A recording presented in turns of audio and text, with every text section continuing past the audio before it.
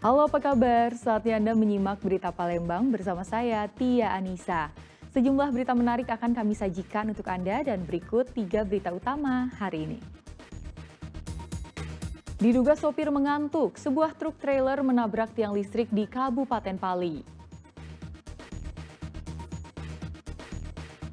Hilang sejak Senin sore karena terseret arus banjir. Bocah berusia 6 tahun meninggal dunia, sementara satu bocah lagi masih dalam pencarian.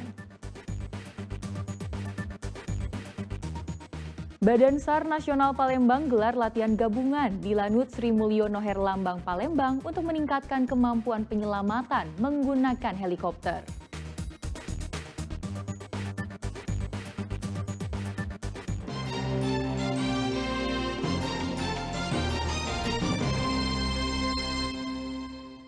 Kita ke informasi pertama.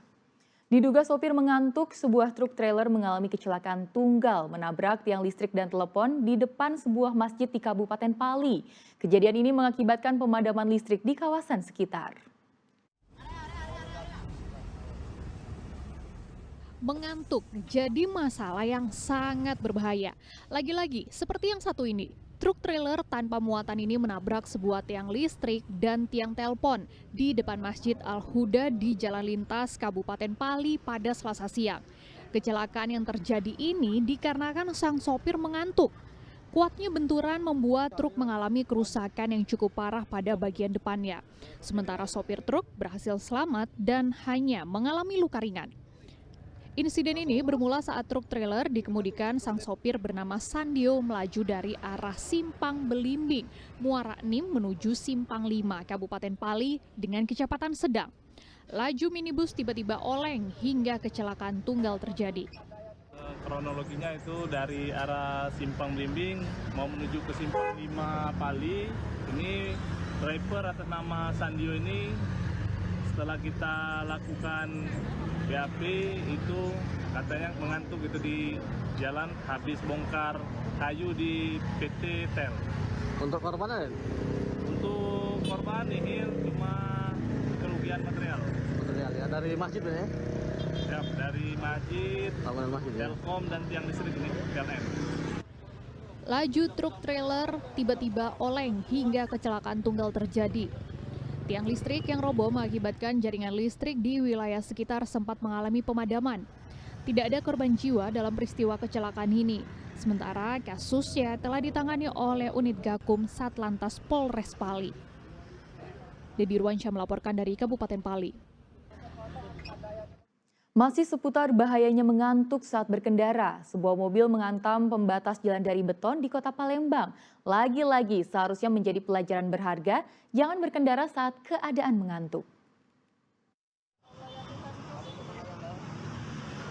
Mobil berwarna oranye ini mengalami kerusakan pada bagian depan usai menabrak pembatas jalan dari beton.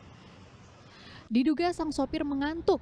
Kecelakaan ini terjadi di Jalan Angkatan 45, Kecamatan Ilir Barat 1 pada Selasa siang. Kerasnya hantaman membuat bagian depan mobil mengalami kerusakan cukup parah. Mobil naas ini dikendarai oleh seorang wanita bersama sang anak. Beruntung keduanya selamat dalam insiden ini. Menurut saksi mata, mobil itu mulanya hendak berputar. Namun diduga sopir mengantuk serta kurang mahir. Mobil malah menabrak pembatas jalan.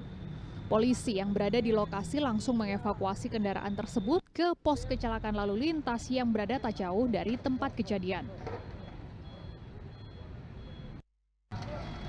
Di situ kan, nah, tiba-tiba ada mobil putih nak ke arah sana, mungkin dia tuh nak jalan mobil putih tadi kan, itu aja cuma kejadiannya. Ngebut apa tidak kak? Mobilnya kak?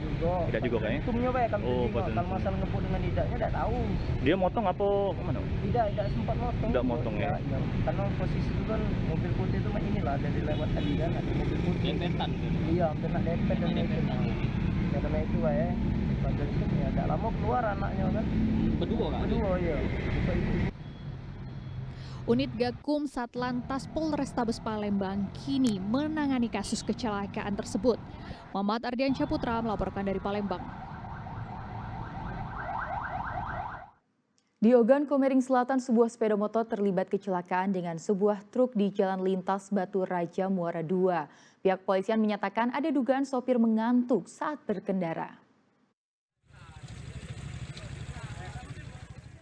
Kakek dan cucu ini terkapar di tengah jalan usai terlibat kecelakaan dengan sebuah truk tanpa muatan. Kecelakaan terjadi di Lintas Batu Raja, Muara II, Kabupaten Ogan Komering Ulu Selatan pada Senin siang.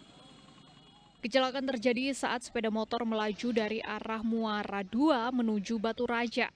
Namun saat melintasi kawasan lingkungan 9 Kabupaten Oku Selatan, tiba-tiba dari arah berlawanan datanglah kendaraan truk dengan kecepatan tinggi yang langsung menghantam sepeda motor. Kuatnya benturan membuat kedua pengendara sepeda motor sempat terlempar dari kendaraannya. Keduanya pun dilarikan polisi dan warga ke rumah sakit yang ada di Muara II untuk mendapatkan pertolongan medis. Sopir diaman ke Polres untuk menghindari amukan massa karena di sini daerah atau perkampungan. Jadi untuk korban, kakek dan nenek sudah dibawa ke rumah sakit Wisma Dana untuk penanggulangan lebih awal. Karena keadaan yang cucunya kritis dan kakeknya masih bisa diajak komunikasi namun mungkin panik jadi belum bisa diajak komunikasi. Meski ada dugaan sopir mengantuk saat berkendara, polisi masih menyelidiki penyebab pasti terjadinya kecelakaan. Sopir truk berikut kedua kendaraan kini telah diamankan polisi ke unit Gakum Satlantas Polres Ogan Komering Ulu Selatan. Dedi Ruansyah melaporkan dari Ogan Komering Ulu Selatan. Setelah hilang sejak Senin sore karena terseret arus banjir, seorang bocah berusia 6 tahun ditemukan telah meninggal dunia. Korban ditemukan 1 km dari titik awal menghilang. Sementara di lokasi berbeda di kawasan Sukarami, korban lain bernama Fatur Rahman yang terseret arus banjir belum ditemukan.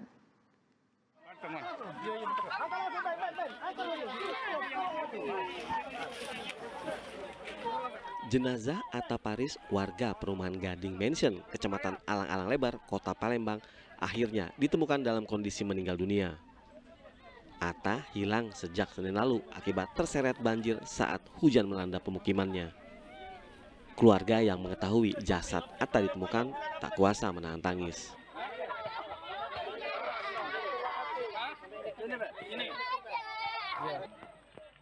Korban ditemukan oleh tim Basarnas yang sejak Senin malam telah melakukan penyisiran dan pencarian. Jasad Atta ditemukan sejauh 1 km dari titik awal menghilang dengan kondisi tertimbun tanaman air eceng gondok yang berada di aliran sungai. Untuk proses penemuan korban, kita bersama tim SAR gabungan dan masyarakat itu membersihkan tumpukan eceng gondok. Dan alhamdulillah korban diketemukan di tumpukan eceng gondok tersebut. Sekitar pukul 16.14 dalam keadaan meninggal dunia. Selanjutnya korban dievakuasi dan dibawa ke rumah duka. Demikian, terima kasih. Sementara di tempat berbeda di klaster Duta Mas, Kelurahan Sukarami, Kecamatan Sukarami, Kota Palembang, tim Basarnas masih melakukan pencarian terhadap korban anak berusia 10 tahun bernama Muhammad Fatur Rahman Al-Habsi yang juga hilang terseret air banjir saat hujan lebat dan menyebabkan banjir di pemukimannya. Tim Basarnas dibantu petugas sumber daya air dan Dinas Pekerjaan Umum menyisir lokasi tempat korban terakhir terlihat tenggelam. Sang ibu yang menunggu kepulangan anaknya nyaris jatuh pingsan saat melihat lokasi hilangnya korban. Tim Basarnas telah memperluas titik-titik pencarian terhadap korban. Rencana tim akan menambah personil untuk mempercepat proses pencarian. Kita buat pencarian bersama teman-teman tim Basarnas, juga didampingi oleh PU dan masyarakat sekitar. Ya, kami melakukan pencarian mulai dari titik awal sampai di titik akhir pembuangan air seperti itu. Fatur Rahman Al-Habsi hilang diduga terseret arus air saat banjir ketika hujan deras melanda kawasan tersebut. CCTV pemukiman sempat merekam Fatur Rahman saat hujan-hujanan bersama temannya sebelum menghilang. Diimbau bagi para orang tua agar memperhatikan anak-anak saat bermain air ketika hujan turun. Ardian Saputra melaporkan dari Palembang.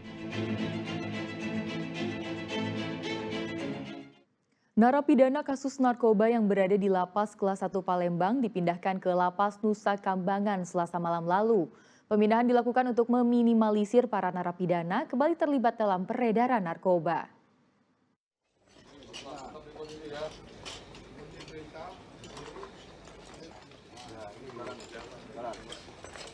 Dengan mata tertutup, tangan dan kaki terborgol, satu persatu narapidana ini digiring petugas bersenjata lengkap untuk dipindahkan dari Lapas Kelas 1 Palembang dan Lapas Kelas 2 Banyuasin ke Lembaga Pemasyarakatan Nusa Kambangan di Cilacap Selasa malam lalu.